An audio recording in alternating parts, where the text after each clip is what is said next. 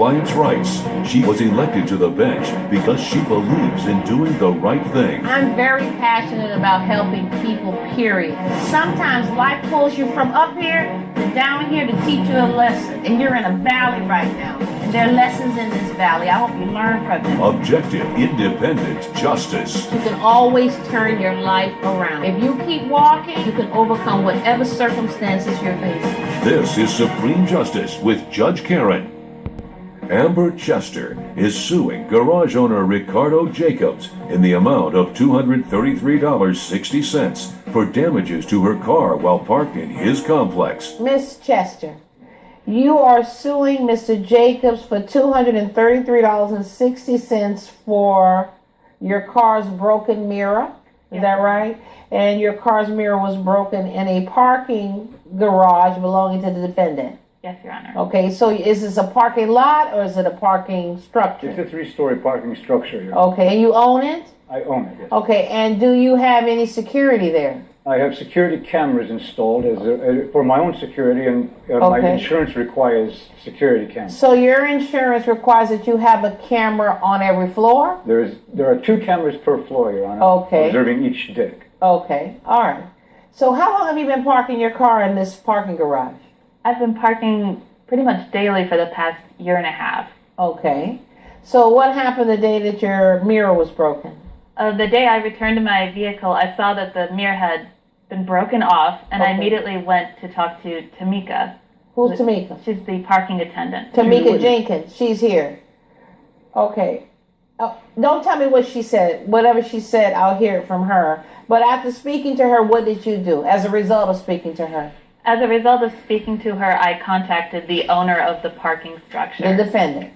Yes. Okay. She contacted me, all right. Okay, and what did you tell her? I told her that she asked if I would review the video. Okay. And I informed her that at my convenience, when I had an opportunity, I would review the video. Okay. Did you call the police? I did not call the police. You did not report this incident to the police? I did not. Okay. So you told her at your convenience you were going to review the video and perhaps you'd see who broke the mirror. Yes, that is what I said. However, I must admit, Your Honor, in the process, I do have a life here. I own more than just one structure. Right. What else do you own? I'm sorry? What else do you own? I own 3 parking structures. Right. Well, you're not an attendant at any of them. Tamika was there at this one. Yes. Where were you, attending another one? No, I was probably in my office here. Well, you say, well, I have a life. Like, what are you doing? Well, if it was a Saturday, I was golfing. Okay, so but what's that to do with promising her that you would review the tape? I did not promise the young lady I would review the tapes. She asked me by email if I would review the tapes. Right, and you said I will do it at my convenience. That is what I said. Okay. Is your word your promise? No, ma'am. I just... So when is it that you make a promise? You have to say, I promise? I forgot to review the tapes. Excuse me? It slipped my mind. 2 hours after I got the email, I was off doing other things. I completely forgot to review the video. Okay, so you didn't review the tape? I did not. Okay. Now, do you have one of these tapes that purges after so much time? 72 hours is override. Okay, so you let it override then? I didn't let it override. It well, did it override? It overrode on its own. It's programmed to do that. Okay. Let me hear from the witness.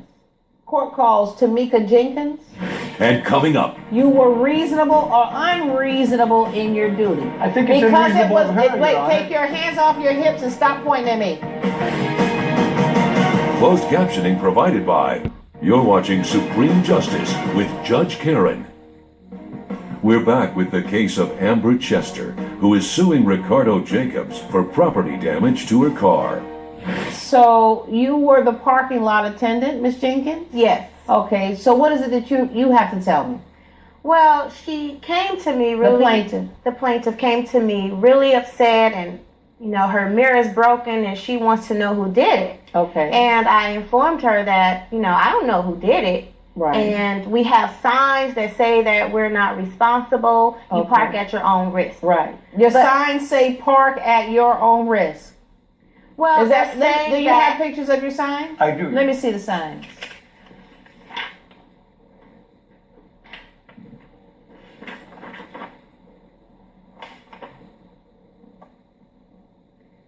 No skateboarding and no rollerblading. You think if somebody was skateboarding or rollerblading and got injured there, that you would be responsible at all? No, ma'am. Suppose there was a hole in the ground, and they went through that hole. Guess what? You probably would be responsible, even though you have that little sign It clearly there. says no skateboarding. I understand. I know what it clearly says, but if under those circumstances, you probably would be responsible. And we're not responsible for any damage caused to your vehicle. So is that your defense? Because you have these signs up there that I'm asking you, Mr. Owner. Is that why you don't believe you owe her for the mirror? That is correct. I am also required by my insurance to have those signs in place. Also Okay. to cover my own. Okay, so let me ask this question then. Why do you have insurance? It covers damages to my parking garage and my property. Like what kind of damage to the garage? Tell me that. Vandalism. There are taggers that come in, they spray paint. People like to take Vandalism. chisels and knock holes into the concrete. They think that's funny. Right. Let me see your insurance coverage, the policy. I don't have You it. didn't bring it. Okay. Judge Karen's verdict when Supreme Justice returns. You're watching Supreme Justice with Judge Karen. You know, a lot of people think that just because they put these signs up that somehow absolves you of any negligence. But you cannot just disclaim your own negligence or abrogate a duty. And you do have a duty of reasonable care. She would have to prove that you basically did not exercise at least reasonable care in protecting her car. Maybe she could have done that, or maybe she could not have done that if you had done what you said you would do, which is to look at the videotape. There's a reason why you have the videotape there. Because if she had the videotape evidence, that would help to determine whether or not you were reasonable or unreasonable in your duty. I think it's because unreasonable of her, wait, Your Honor. take your hands off your hips and stop pointing at me.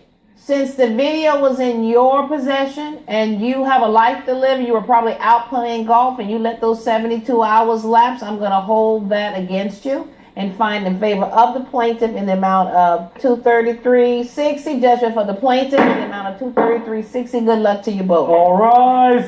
Judge Karen has ruled in favor of the plaintiff. The defendant is ordered to pay $233.60. The judge decided fairly, and I'll never park in the structure again. Well, I'm glad. Good riddance. I don't ever want you to park in my structure again.